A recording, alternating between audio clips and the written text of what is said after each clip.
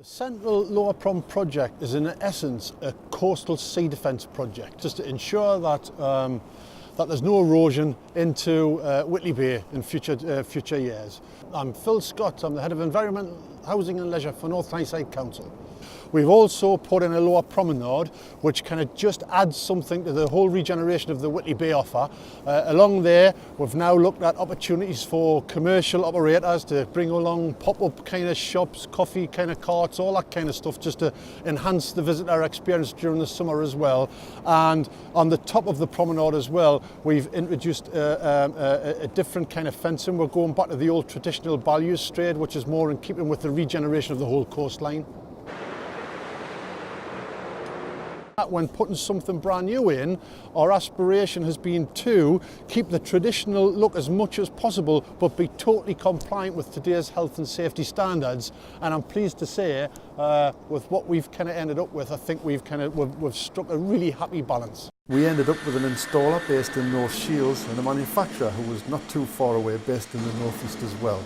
So that was an absolute fantastic outcome for us, although it was actually as a result of being best on cost and quality. And we were invited to go down to measure up the existing balustrades and take some relief models. My name is Martin Kay, I'm the Managing Director of Bespoke Concrete Products.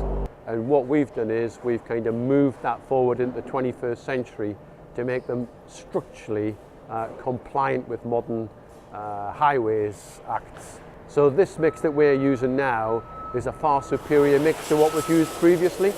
The design is similar, but there's a certain element of safety being built into what we're doing now.